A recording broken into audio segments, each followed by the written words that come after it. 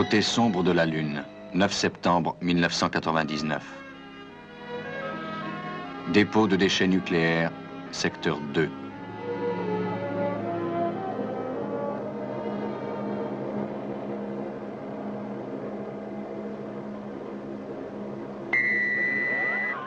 Professeur Bergman, ici Jim Nolswam.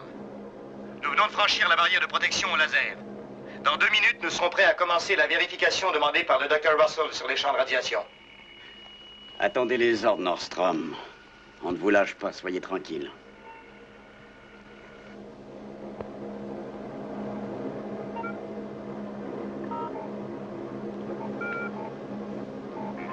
Aigle Noir 3 à base 2. Vérification dépôt, ici le Dr. Russell. Nous écoutons, docteur. Quand aurez-vous terminé le déchargement? On est en train de s'occuper des derniers contenants. On peut finir dans 10 minutes environ. Steiner, dès que les vaisseaux spatiaux seront repartis, commencez les vérifications sur les champs de radiation. Très bien, docteur. Et voilà, il n'y a plus qu'à attendre le résultat. Oui, c'est ça.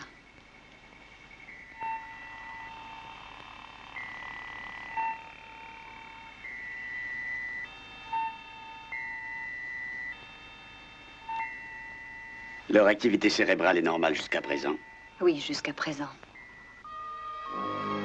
Ici Aigle 2, nous amorçons la descente. Nous serons à la base à l'heure prévue. Ici, base lunaire Alpha. Bien reçu, Aigle 2. Commandant Koenig, nous nous poserons à Alpha à 23h35, heure lunaire. Un café, commandant? Merci. Commandant Koenig, nous recevons une transmission spéciale de la Terre. Oui, je prends. Ah, John.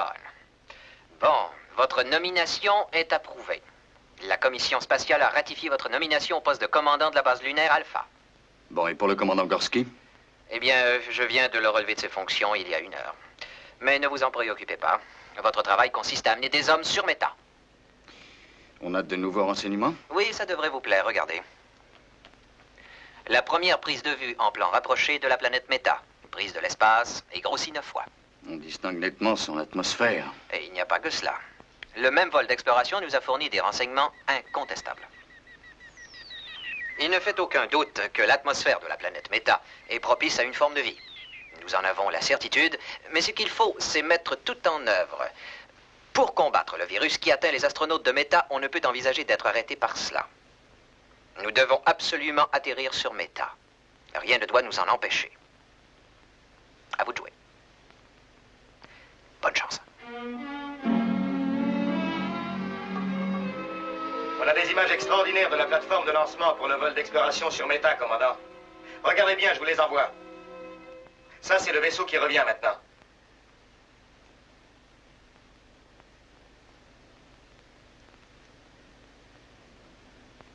Je dois dire que j'aimerais déjà le voir en route vers Méta. Bon, on a fait le tour, professeur. Tout est vérifié. Il n'y a absolument aucune perte de radiation. Nous rentrons. C'est ça, rentrez, Steiner. On vous attend.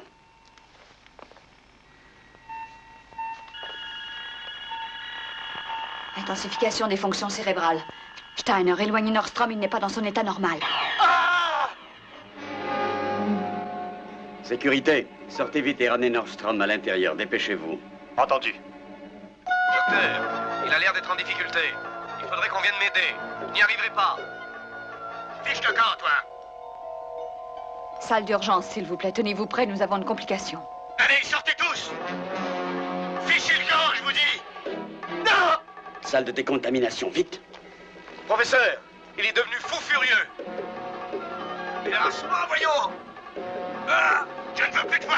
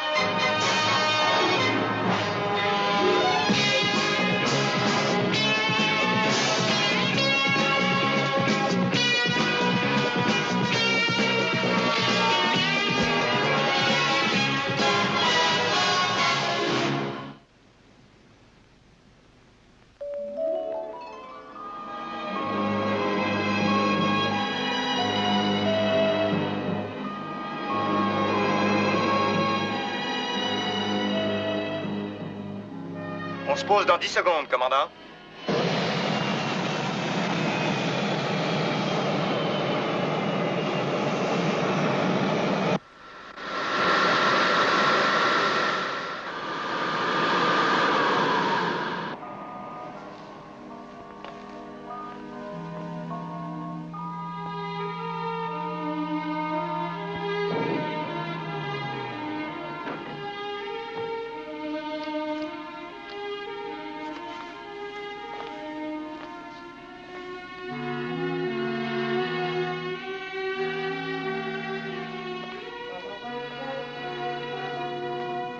Bonjour, John. Bienvenue sur la Lune. Bonjour, Victor. Encore ici? Eh oui, tenez. Et j'ai bien fait de rester, je crois. La situation est beaucoup plus sérieuse que vous ne pouviez le penser, je le crains. Que voulez-vous dire? On meurt beaucoup ici depuis quelque temps. Quoi, le fameux virus? Si l'explication vous suffit.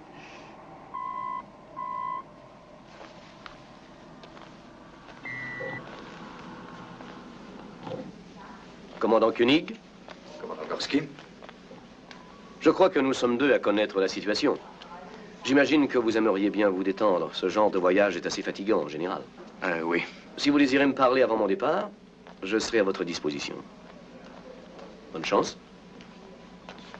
Il prend les choses du bon côté, lui. Il a été suspendu on ne peut plus brutalement, non? Je le connais un peu, il survivra. On ne peut que le lui souhaiter. Il a toujours bien mené sa barque, je pense. Bonjour, commandant. Benjamin. Ça me fait plaisir de vous voir. Merci. Bonjour, commandant. Comment ça va? Bon voyage, commandant. Très bon, oui. Bonjour, commandant. Bonjour, Tania. Bienvenue à bord, commandant. Merci.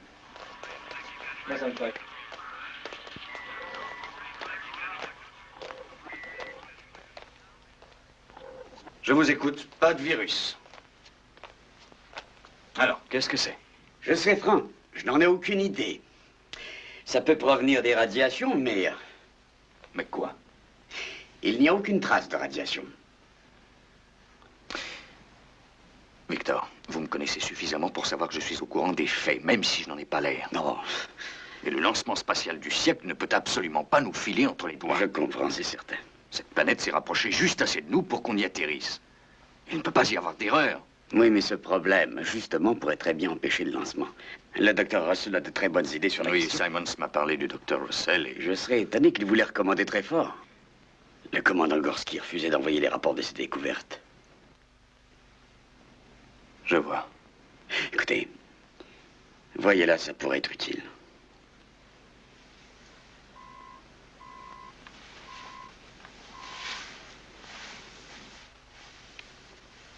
Oui? Docteur Russell?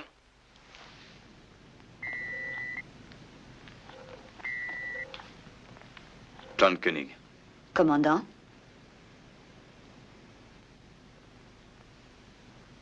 Il vous appartient? Oui? Il date de 1887. Hein?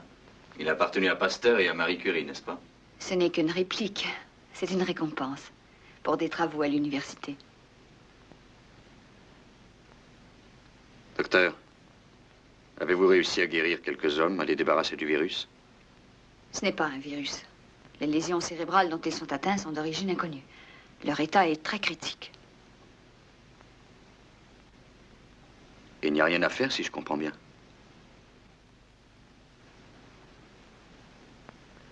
Bon, parlez-moi de l'équipe de relève. Sont-ils en bonne condition physique, au moins? Oh, ils sont en aussi bonne forme que les astronautes Warren et Sparkman pouvaient l'être il y a 2 semaines. Expliquez-vous plus clairement. Depuis ce matin, nous en sommes au 9e mort. On peut penser qu'ils vont guérir, et tout d'un coup, le cerveau ne répond plus. Et regardez, nous avons ici un thermographe à champ visuel. Eh bien, ce qui ressort de la lecture, c'est une perturbation extrêmement violente qui est classique chez le sujet atteint par des radiations. Et vous avez eu 11 cas similaires. Et 9 décès. Et c'étaient tous des manipulateurs de déchets radioactifs qui travaillaient au dépôt du secteur 2. C'est donc illogique. Ceux qui n'ont jamais mis les pieds dans ce secteur sont les astronautes. Je le sais, oui. Mais il y a plus illogique encore. On ne trouve aucune trace de radiation dans le fameux secteur 2. L'élément cohérent et le seul, c'est que les 2 hommes de l'équipe de relève ont eu le même mode de vie, ont été soumis au même test de fonction psychomotrice pendant tout l'entraînement. Vous voulez dire que le programme Méta devrait être annulé? Ce que je veux dire, c'est que médicalement parlant, l'équipe de relève est prête. Mais je dois ajouter, parce que nous marchons à l'aveuglette, que je ne garantis rien et que ces hommes peuvent être atteints dans 2 jours ou dans 2 mois. J'en suis extrêmement consciente. En termes clairs, médicalement parlant, le vol est inadmissible. L'expérience est très risquée. Et c'est à vous de juger. À vous seul.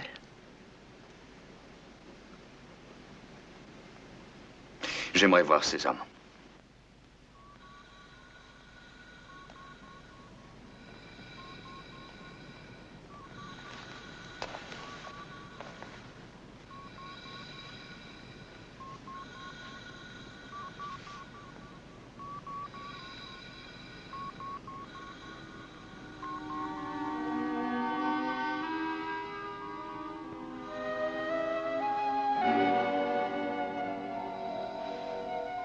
Eric?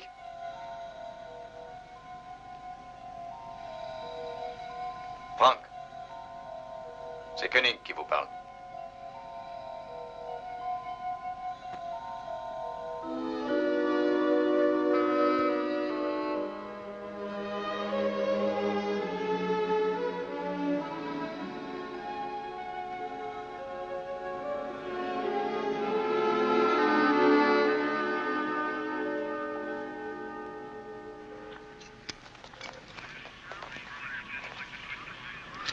Oui, c'est excellent, ça. Combien de temps ça vous prendra?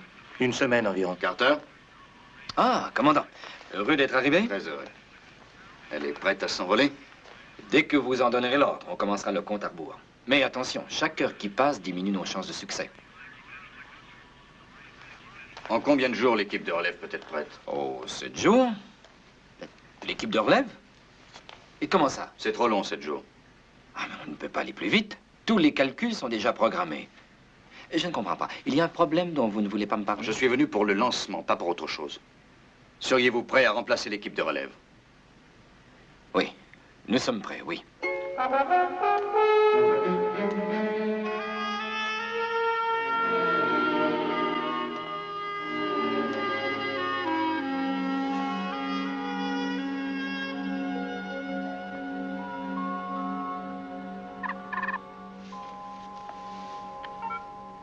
Ah, John.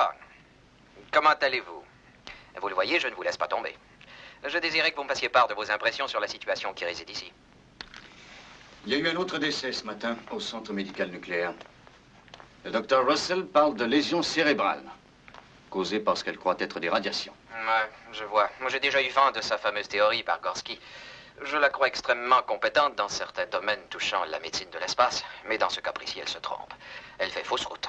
Aussi, je vais vous envoyer rapidement une équipe de très bons spécialistes et vous verrez... Non, attendez, une seconde. Je n'irai pas si vite à votre place. J'aimerais bien d'abord être sûr qu'il n'y a pas de traces de radiation dans le dépôt de déchets. Les 2 astronautes prévus n'ont pas à aller se balader dans le secteur douteux, ça réglera la question. Simons, 9 morts inutiles. Moi, je veux savoir pourquoi. Il n'y a plus qu'une solution. Suspendre les dépôts de déchets radioactifs jusqu'à... Mais vous savez qu'il est impossible de faire ça. L'entreposage des déchets, malheureusement, un des plus graves problèmes de l'heure. Simon, je suis ici pour mettre au clair, selon vos propres termes, cette affaire. Et c'est ce que je fais. On va faire un marché. C'est facile. Vous suspendez les dépôts de déchets et j'envoie des hommes marcher sur Méta. D'accord? Eh bien... D'accord, je vous accorde un délai. Je ne peux rien faire d'autre. Si vous en avez besoin. J'en ai besoin, oui. Simons, ne vous méprenez pas. Quoi, les hommes ne vont pas mieux? Non. Aucun espoir. Ça ne s'arrangera pas et vous le savez. Oui, je le sais, mais attention. Nous devons absolument régler cette affaire, John. Nous le devons. Dans 15 jours, le comité international des bases lunaires devra voter les crédits. Là, les discussions porteront sur le lancement et il s'agira de jouer serré. Mais si un mot ou un seul signe de défaillance leur vient aux oreilles, ils abandonneront pour toujours notre magnifique projet. Je vous en conjure, n'oubliez pas ça.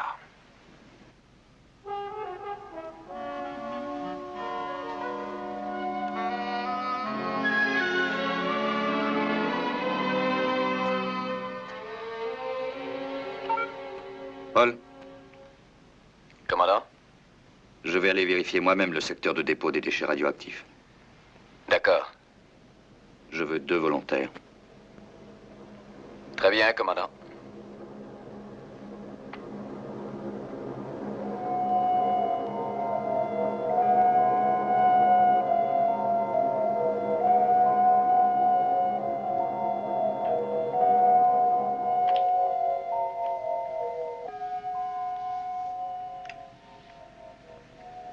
Ça, c'est le secteur 1.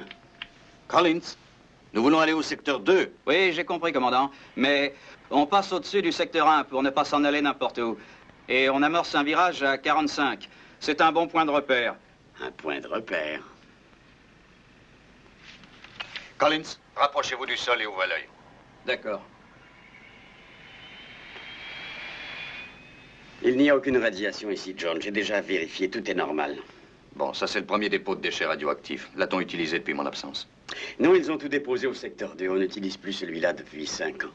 Dire que de nos jours, on n'a toujours pas de couvercles spéciaux. Comment peuvent-ils vérifier? Oh, ça se passe très bien. On les surveille sur les récepteurs. Merci, Collins, on a vu. Vous pouvez aller au secteur 2. Bien, commandant.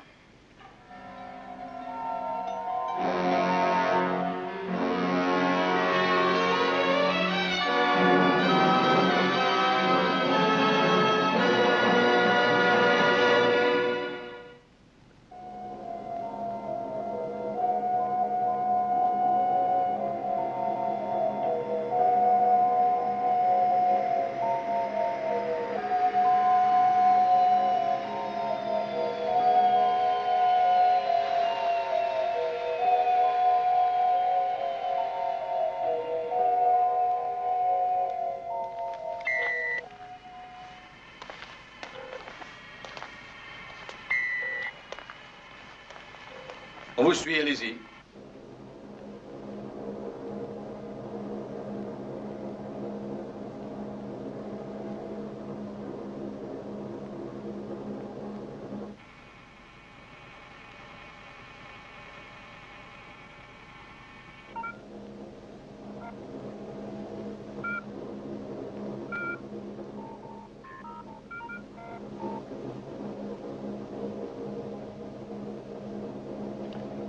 Numéro 1 vérifié, commandant.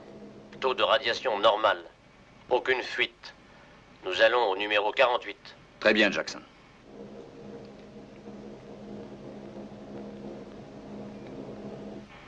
Ça semble correct. Oui, jusqu'à présent.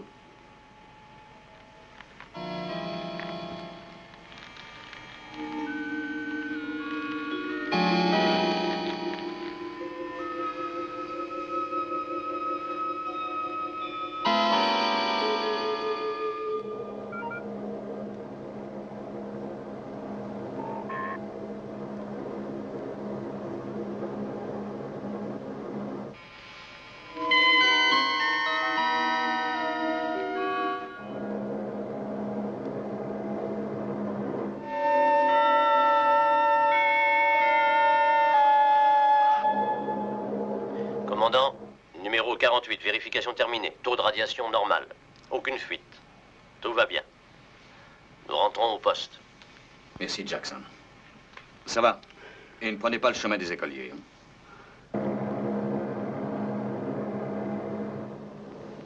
Alors, si on observe les limites de sécurité, le taux de radiation n'a rien de redoutable. Ce n'est pas la théorie du Dr. Russell. Mhm. Donc, ce qui aurait atteint gravement les 2 astronautes et qui en aurait tué 9 ne pourrait pas être la radiation. Eh bien, non. Qu'est-ce que ça peut être? Il est temps de partir, commandant. C'est vrai, Collins, nous partons aussi. Maintenant, il faut partir. Compris? Il faut sortir d'ici. On étouffe.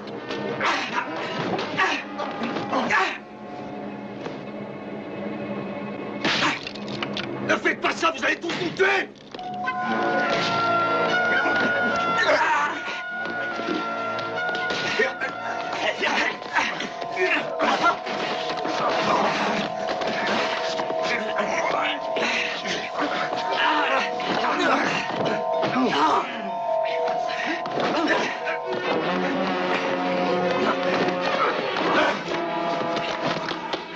Tirez, mais tirez donc!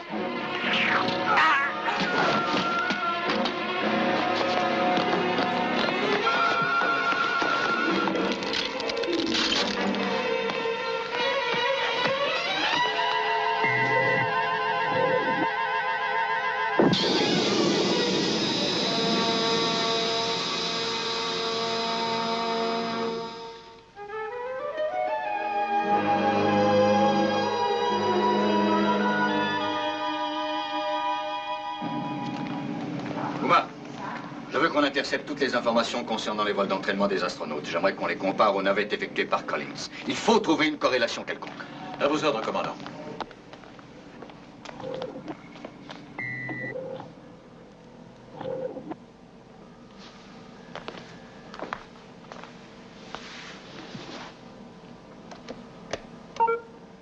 Dr. Russell?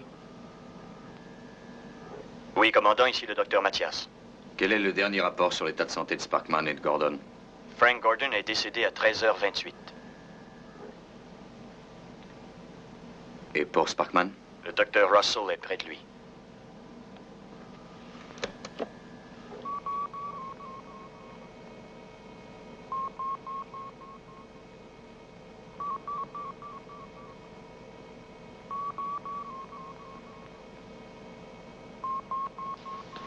Ordinateur. Vérification du dernier rapport. Phase 5. Mutation complétée. Activité cérébrale interrompue. Apparence de vie provoquée par branchement sur appareil de vie artificielle. Conclusion. Astronaute Eric Sparkman décédé.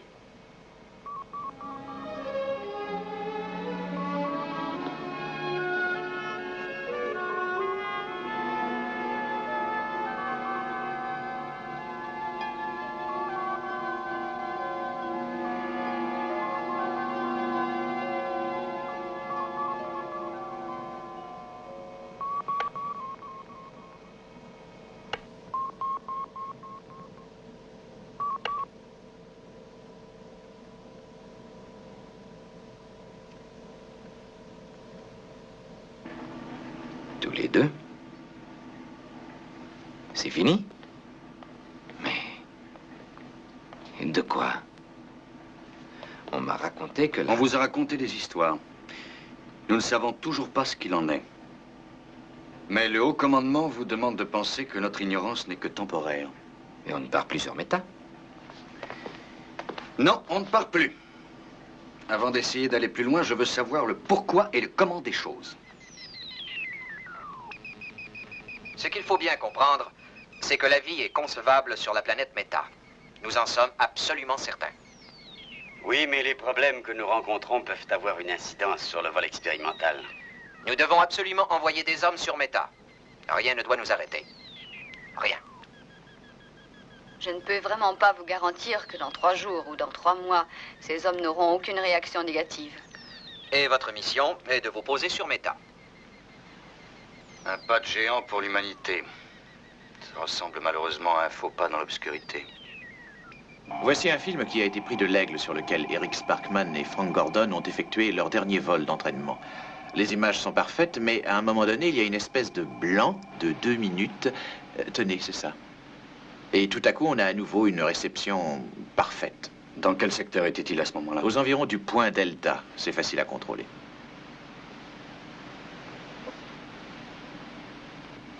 Le dépôt de déchets du secteur 1. Paul, sortez tout ce qui a été filmé sur le secteur 1 depuis 10 jours. Sandra, document 10 sur secteur 1, s'il vous plaît. Lecture. Tout de suite, Paul. Je crois bien que Collins nous a fait passer par le secteur 1 pour rejoindre le 2. Est-ce qu'il prenait toujours cette route? Oui, plusieurs fois par semaine. C'était pour prendre son virage? Oui, on met le cap sur un des bâtiments du secteur sombre et on vire à droite. C'est un bon point de repère. Les vols d'entraînement, où se font-ils? Oh, ça se fait toujours au-dessus du secteur sombre pour éviter le trafic. Ah bon, vous voulez dire qu'ils empruntent souvent ce secteur? Oui, mais on doit respecter une certaine altitude. Ouais. Et c'est au-dessus de ce secteur qu'il y a eu un blanc dans l'enregistrement qu'ils ont rapporté. Et tout à l'heure, j'ai demandé à Collins de descendre pour jeter un coup d'œil dans cette zone. Commandant, on observe une chaleur intense qui se dégage du secteur de dépôt 1 et c'est justement impossible. Tout indique que le niveau de radiation est absolument normal, mais la chaleur continue à s'intensifier. J'ai l'impression qu'on a trouvé un lien, une corrélation, Victor. Attendez-moi, j'arrive. Branchez le secteur sur vidéo.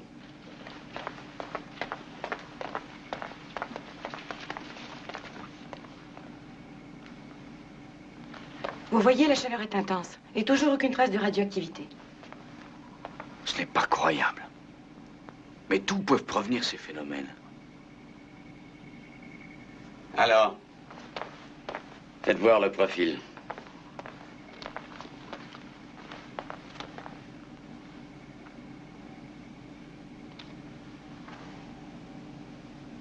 Court-circuit sur la 1. Passez à la caméra 2. Le contact visuel est coupé. Paul, je veux un aigle prêt à décoller. Il faut aller sur place, voir ce qui arrive.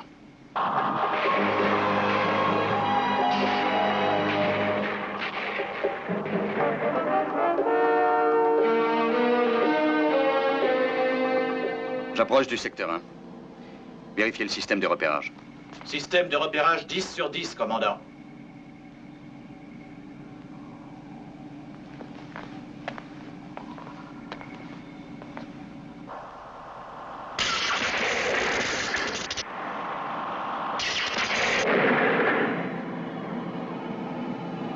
Ça s'intensifie, on dirait. Je vais prendre de l'altitude.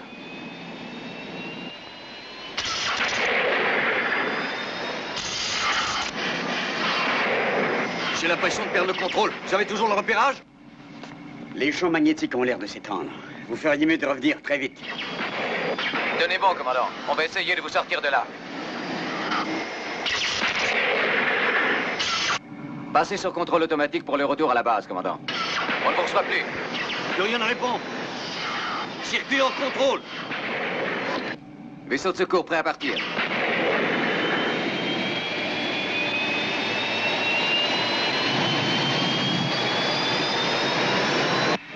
Ici 49. Tout le secteur est en feu.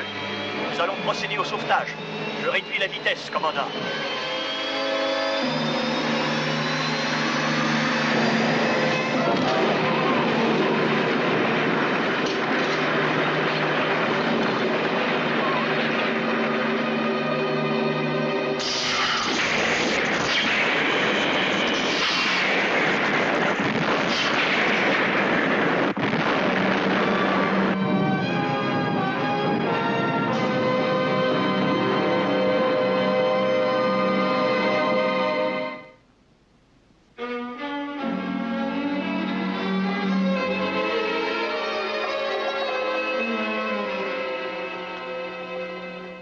Alors? Choc externe sans gravité. On ne peut rien dire d'autre pour l'instant. Et voilà, commandant. Je vous l'avais bien dit que ce n'était pas grave. C'était pas la peine de faire tant d'histoires. Commandant? Ce ne sont pas les chocs et les contusions multiples qui m'intéressent. Depuis quelque temps, vous considériez ce secteur comme étant suspect. Vous saviez qu'il était certainement à l'origine de la mort subite des 2 astronautes et de l'accident du pilote. Je ne vous apprends rien. Et sachant tout cela, vous n'hésitez pas à y aller. Nous avons besoin d'un commandant. Et non pas d'un héros. Vous ne savez pas que vous y portiez un quelconque intérêt?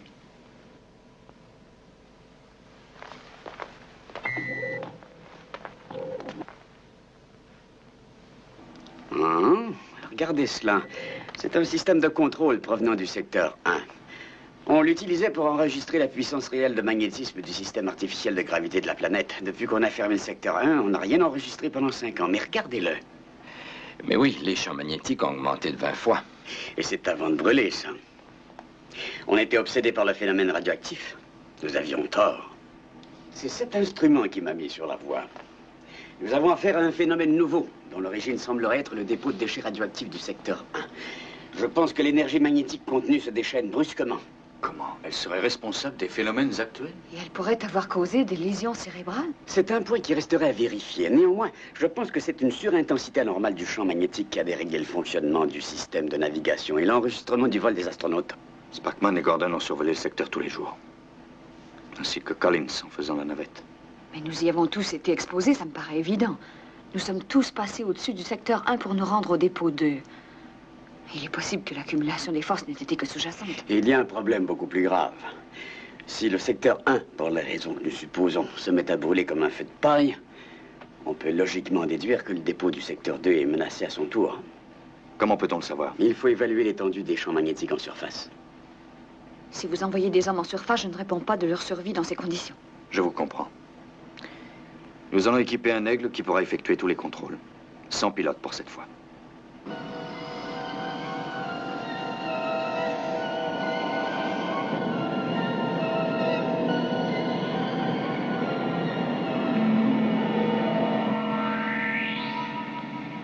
Tout droit, à présent. Ralentissez. Oui, toujours tout droit.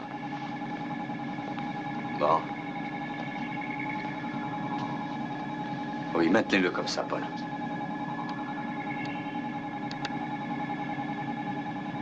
Sandra, qu'est-ce que vous lisez? Taux de radioactivité normale, champ magnétique 0. Ça va, Paul, faites-le descendre. Bien, commandant.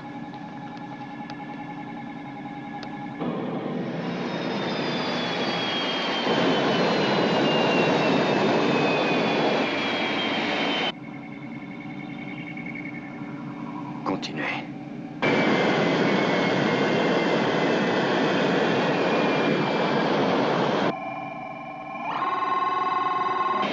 Sortez-le de là. Puissance maximum, Paul.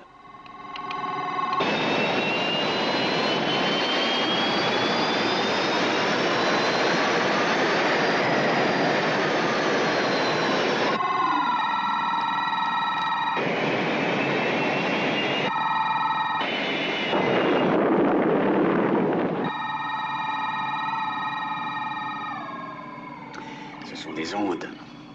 À présent, j'en suis sûr. Des ondes magnétiques.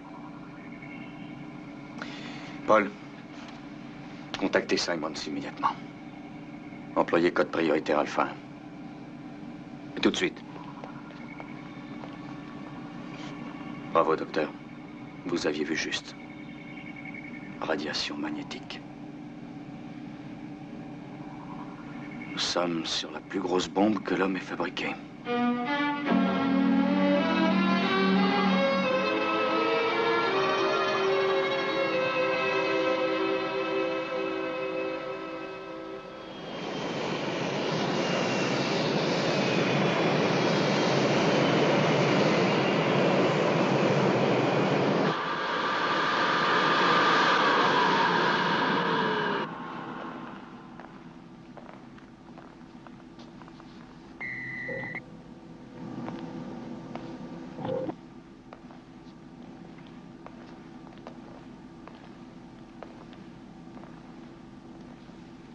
Bonjour, monsieur.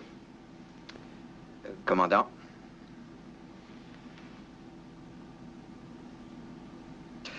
Au bureau, nous avons essayé de vous rejoindre par le code prioritaire et d'entrer en communication.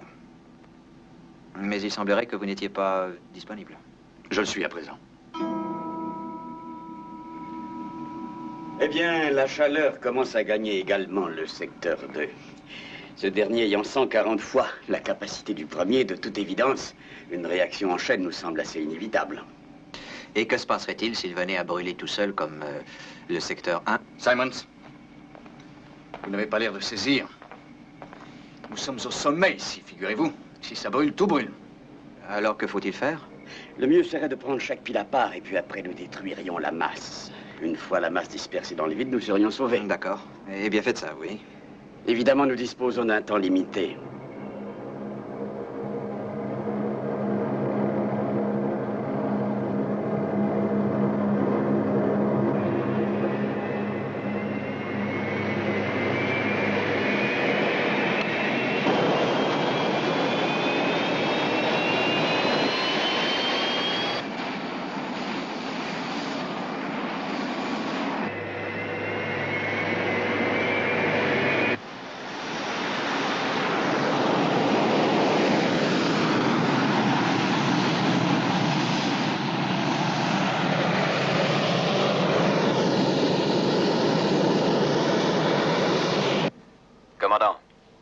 Paul. L'équipement des premiers aigles est terminé.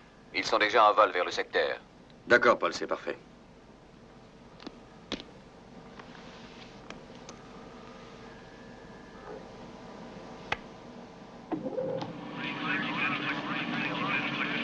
Envoyez l'image. Oui, tout de suite.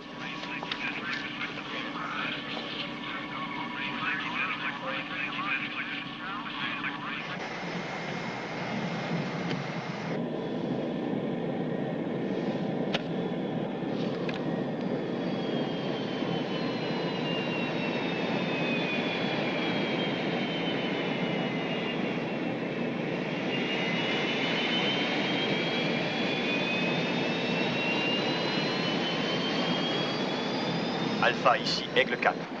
Le système de contrôle navigation commence à se brouiller. Nous remontons.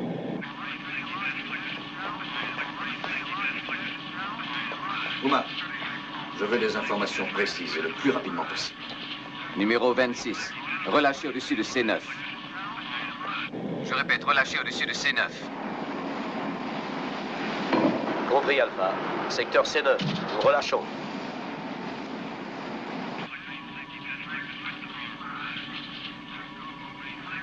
Alors? On a des problèmes avec le contrôle navigation sur le vaisseau. Les pilotes les ramènent à la base. Les champs magnétiques semblent vouloir se répandre. Dites-leur de prendre de l'altitude. D'accord. Base Alpha à tous les aigles. Prenez de l'altitude. Il y a des vaisseaux disponibles? Non, il n'en reste plus, commandant. Prenez celui de Simon, c'est foncé en orbite. Faites un rapport sur ce que vous voyez de là-haut. D'accord. Du nouveau? La chaleur fait que le champ magnétique varie, il fluctue beaucoup. Et j'avoue que c'est ce qui m'ennuie.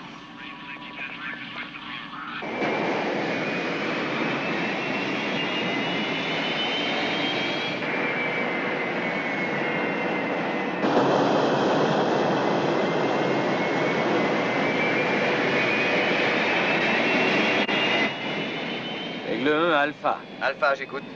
Élévation normale. Je suis la trajectoire qui a été programmée. Je serai en orbite dans 4 minutes.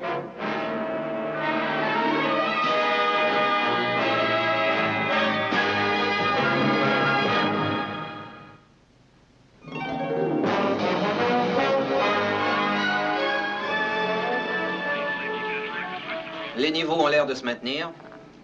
Croyez-vous que nous contrôlons la situation? Il est encore trop tôt pour le dire. En tout cas, tout cela ne m'a pas l'air trop alarmant. Bien joué. Il va falloir que je fasse parvenir un communiqué sur la situation. Cela les fera patienter, on retardera le vol prévu. Voyez-vous, John? Il y a des hommes qui risquent leur vie pour prévenir une catastrophe, un désastre. Réveillez-vous, Simons. Je vous jure que si tout ça tourne mal, il n'y aura personne pour envoyer un communiqué. Il n'y en a pas un de nous qui survivra. Commandant, le niveau monte.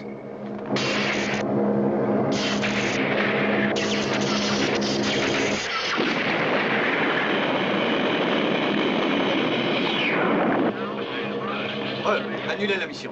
Base Alpha à tous les aigles, retour à la base immédiat. Je répète, retour immédiat à la base. Ici Alpha.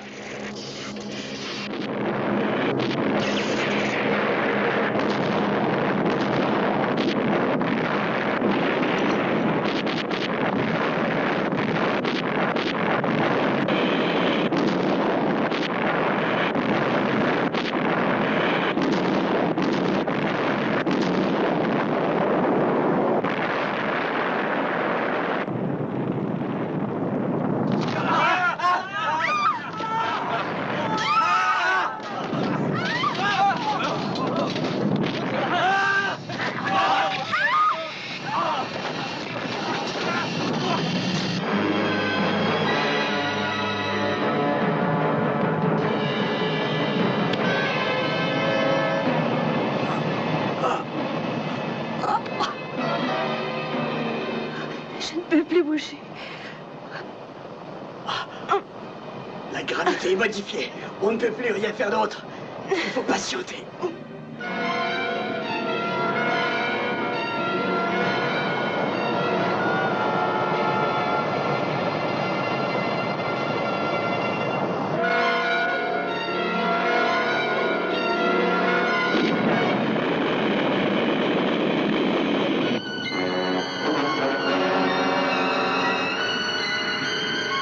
Alpha, est-ce que vous m'entendez?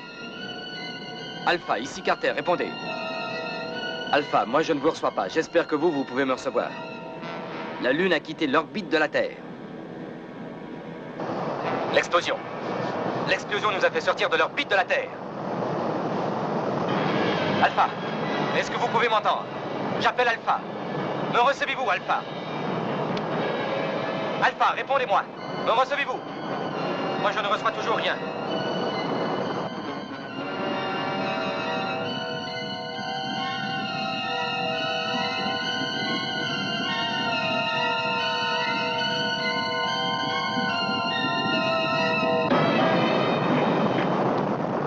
Alpha. Alpha, que se passe-t-il à la base? Nous avons perdu le contact. Alpha, est-ce que vous m'entendez? J'ai branché tous les canaux de communication. Si tout va bien, envoyez un signal radio.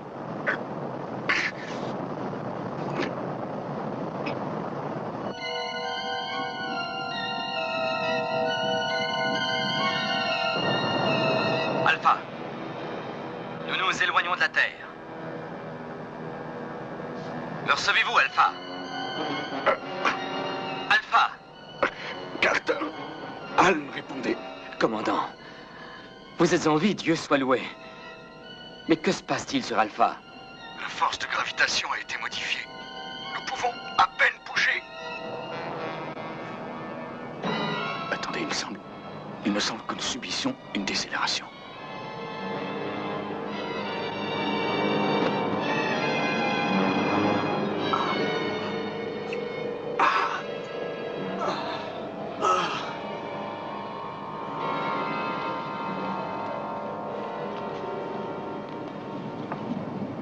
Ça va mieux, on dirait.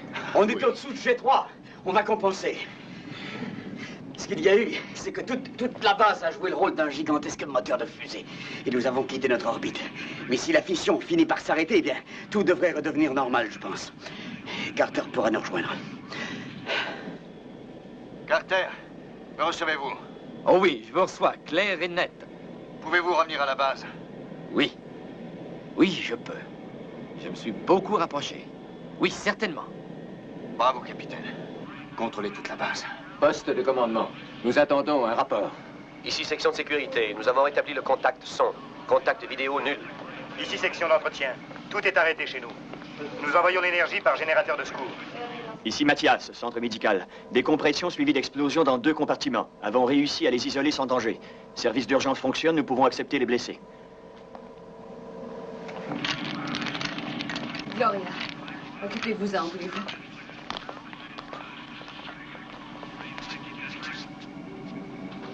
Nous sommes en train de capter des images du satellite de Mars.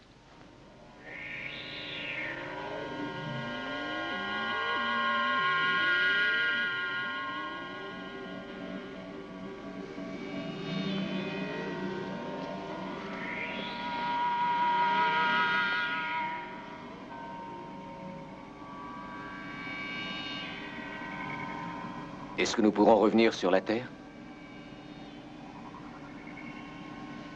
Uma, le temps est précieux, dépêchez-vous. Interrogez l'ordinateur sur l'opération Exodus. Oui, monsieur. Passez sur grand écran, Paul. Cela nous concerne tous, je crois. Opération de secours Exodus. Facteur indéterminé. 1. Trajectoire de la Lune inconnue. 2. Modification constante des forces G dues à l'éloignement de la Terre. 3. Information insuffisante pour programmer plan de vol.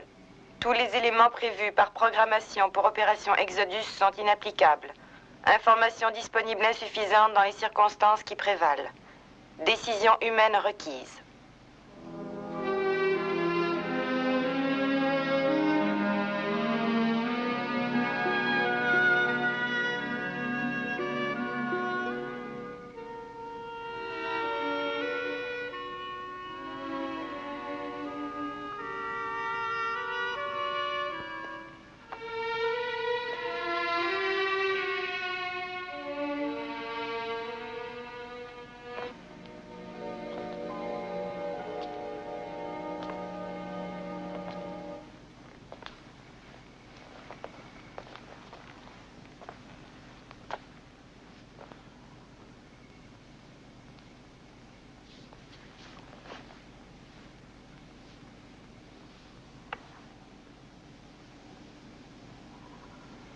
Attention à toutes les sections alpha. Ici votre commandant John Koenig. Vous le savez, notre planète a brusquement quitté son orbite. Nous sommes à présent très loin de la planète Terre. Nous avons des moyens de propulsion, un environnement. Ainsi, nous avons la possibilité de survivre. Si nous tentons un retour improvisé sur la Terre, sans aucun plan précis, sans mettre tous les atouts de notre côté, j'ai de bonnes raisons de croire que nous échouerons. C'est forcé. C'est pourquoi j'estime que nous devons rester ici.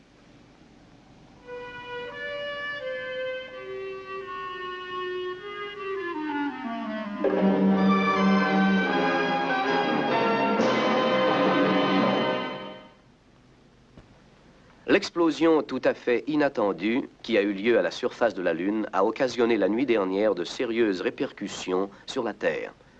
Les nombreuses secousses sismiques qui ont été enregistrées aux États-Unis sur la majeure partie de la côte ouest, en Yougoslavie aussi bien qu'au sud de la France, ont hélas fait de nombreuses victimes dont le chiffre n'est pas évalué.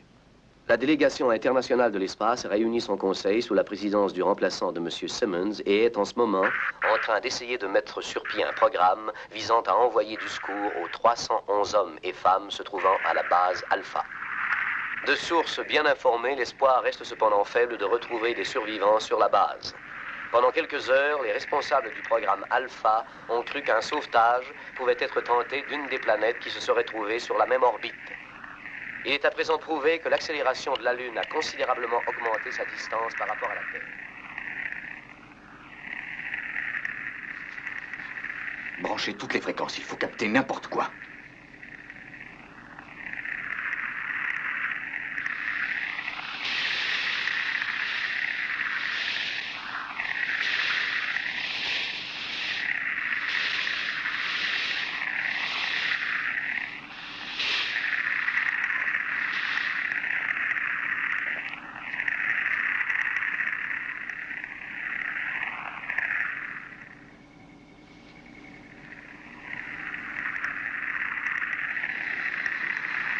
Tenez celle-là.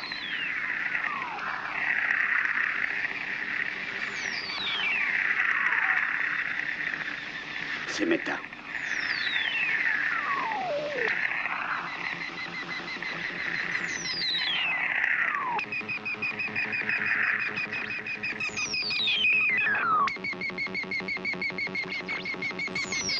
Nous pourrons peut-être vivre un jour là-haut.